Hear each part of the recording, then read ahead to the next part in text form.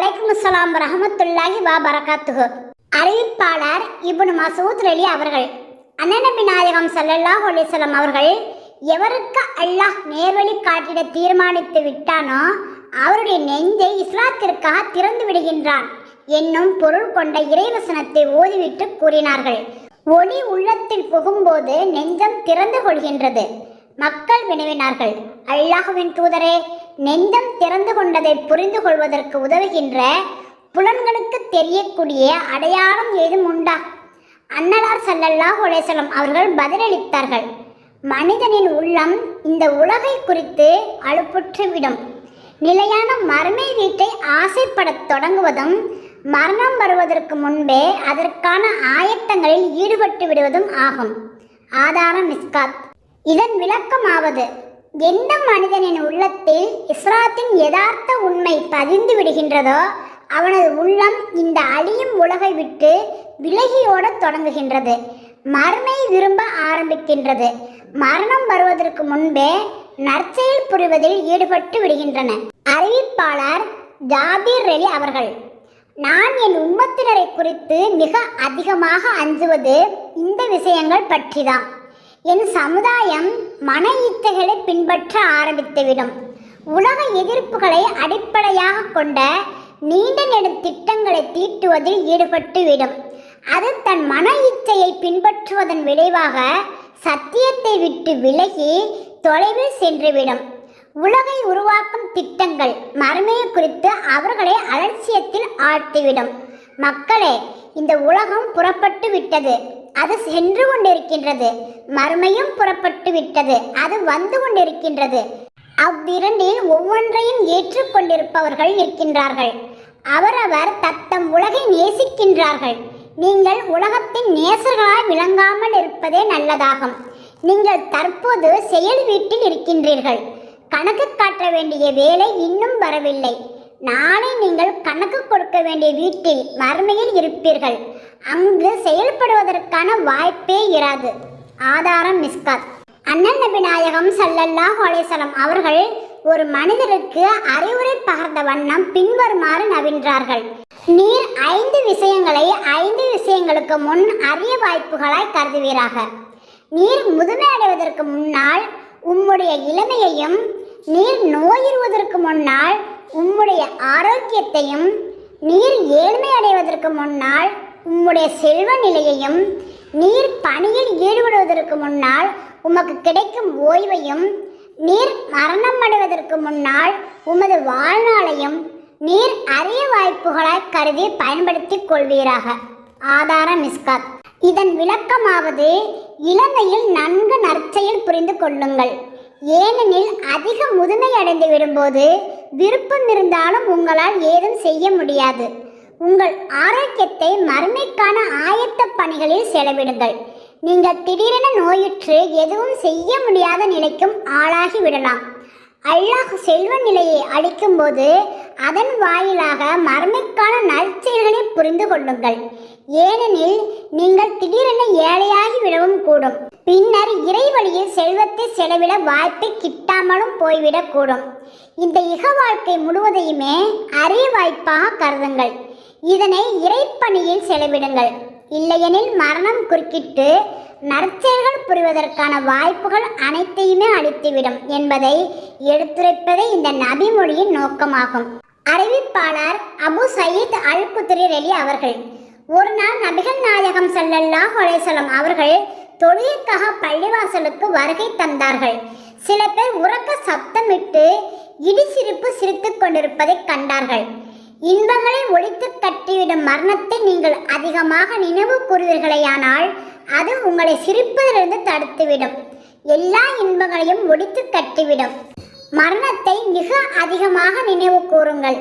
மன்னரை ஒவ்வொரு நாளும் கூறுகின்றது, நான் பயண வீடாவேன், நான் தனிமை சிறையாவேன், மண் இல்லாமாவேன், புழுப்பூச்சிகளின் இருப்பிடமாவேன்.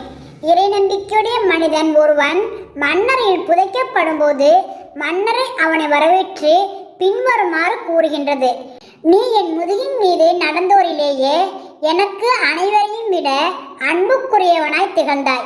இன்று நீ என் பொறுப்பில் ஒப்படைக்கப்பட்டு விடும்போது நான் உன்னிடம் எவ்வளவு நன்றாக நடந்து கொள்கின்றேன் என்பதை நீ காண்பாய். அண்ணன் நபி நாயகம் ஸல்லல்லாஹு அலைஹி வஸல்லம் அவர்கள் கூறினார்கள், அந்த இறை நம்பிக்கையுடைய மனிதருக்காக அவரது மன்னரை கண்ணுக்கெட்டும் தொலைவு வரை விரிவானதாய் ஆகிவிடுகின்றது. அவருக்காக சுவனத்தின் பக்கம் ஒரு கதவு திறந்துவிடப்படுகின்றது. தீய செயல்கள் புரியும் ஒரு நிராகரிப்பாளன் புதைக்கப்படும் போது அவனது மன்னரை அவனை வரவேற்பதில்லை. அது அவனை நோக்கி பின்வருமாறு கூறுகின்றது, நீ என் மீது நடந்து செல்பவர்களிலேயே அனைவரையும் விட அதிகமாக எனக்கு வெறுப்புக்குரியவனாய் இருந்தாய். இப்போது நீ என்னிடம் வந்து விட்டாய். நான் உன்னிடம் எவ்வளவு மோசமாக நடந்து கொள்கின்றேன் என்பதை நீ காண்பாய். அண்ணன் நபி நாயகம் ஸல்லல்லாஹு அலைஹி வஸல்லம் அவர்கள் கூறினார்கள், பின்னர் அம்மன்னரை அவனுக்காக குறுகிவிடும், நெருக்கமாகிவிடும். எந்த அளவுக்கென்றால் அவனது விலா எலும்புகள் ஒன்றுக்குள் ஒன்று புகுந்து கொள்ளும்.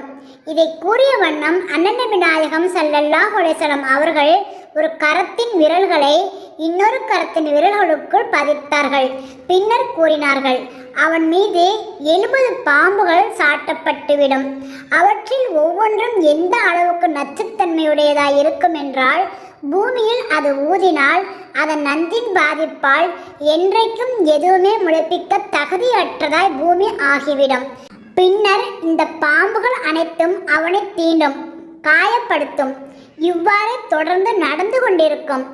இறுதியில் கேள்வி கணக்குக்குரிய நாள் வந்துவிடும்.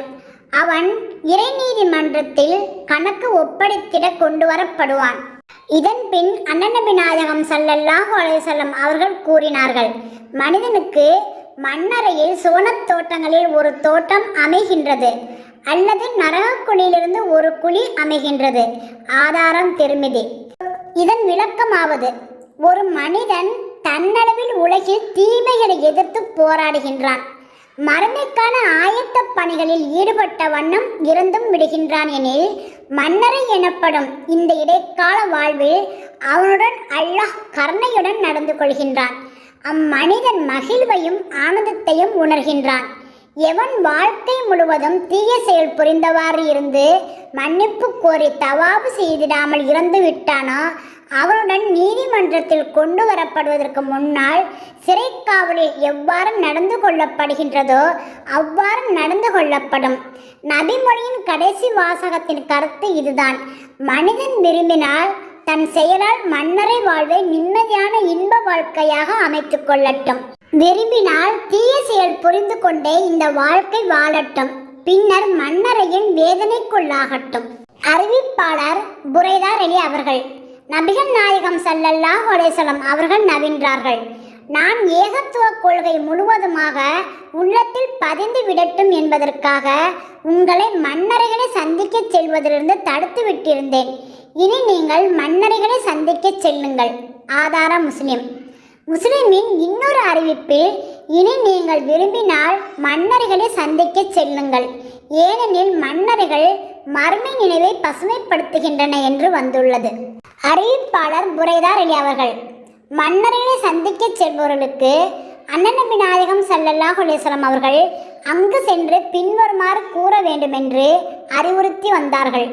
இறை நம்பிக்கை கொண்டு கீழ்ப்படிந்து வாழ்ந்து சென்ற ஊர்வாசிகளே, உங்கள் மீது சாந்தி உண்டாகட்டும். நாங்களும் இன்ஷா அல்லாஹ் இறைவன் நாடினால் விரைவில் உங்களை வந்து சந்திக்கவிருக்கின்றோம்.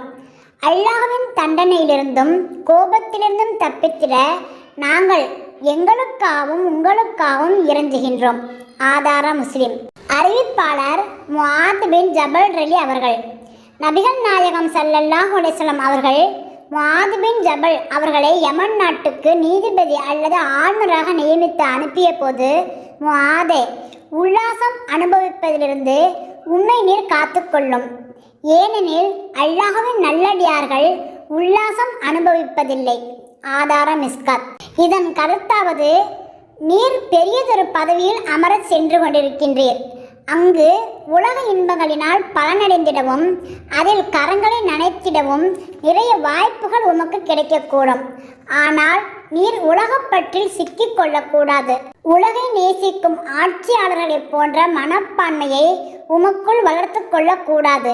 ஏனெனில் இது இறைவனுக்கு அடிபணிதல் எனும் பண்புடன் ஒத்து போகாது.